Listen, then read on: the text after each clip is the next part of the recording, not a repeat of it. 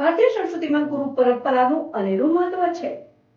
સાણંદ તાલુકાના માણકોલ ચોકડી પાસે આવેલ અમરાપુરી ધામમાં ગુરુ પૂર્ણિમા મહોત્સવ ઉજવાયો. જોતા રહો ભારત ટાઈમ્સ ન્યૂઝ.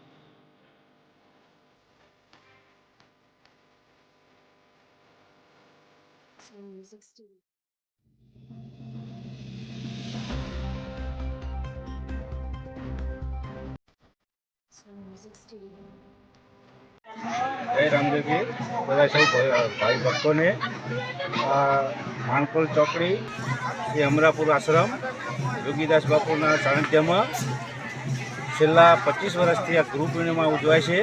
તેમાં હજારો લોકો દર્શન કરવા આવે છે, બાપુના આશીર્વાદ લેવા આવે છે, પ્રસાદ લઈ રાત્રે સત્સંગ, દિવસે સત્સંગ એમ ચાલે છે. 25 વર્ષથી આ સત્સંગનું કામ ચાલે છે. મારું નામ કરશનભાઈ રામચંદ્રભાઈ બારડ, ગામ ગીઢાલ, તાલુકો બાવળા. હું અહીંયા ગુરુના દર્શન કરવા આવ્યો છું. માણકોલ ચોકડી, અમરાપુર ધામ. બાપુ એનો ચમત્કાર તમે ના સાંભળ્યો એટલો ચમત્કાર મારી રૂબરૂ મેં જોયેલો છે. અને એટલું બધું અત્યારે આ જગ્યાએ માનવ મેળામાં ઉભરાવી શકે એની કોઈ હદ નહીં. ખૂબ અને રાતનો મોટામાં મોટો પ્રોગ્રામ છે. જે કોઈ અહીં જે આ બાપુનું ખૂબ ખૂબ ખૂબ માધ્યમ છે. હું અભી હાલ પગે પડી એમના દર્શન કરી અને બહાર આવ્યો. મને ખૂબ ખૂબ આનંદ થયો, મજા આવી.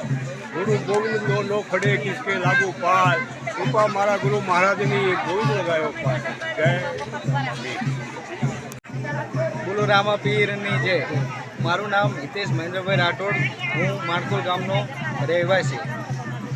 જ્યારથી મારો જન્મ થયો ત્યારથી મને ખબર છે કે આ રામાપીરને બીજ ઉજવાય છે. દર બીજે આ ભોજન એટલે કે પ્રસાદીનું વિતરણ કરવામાં આવે. તેમજ કોઈ દર ગુરુ પૂર્ણિમાએ અહીંયા રામાપીરના ભજન કીર્તન કરવામાં આવે છે.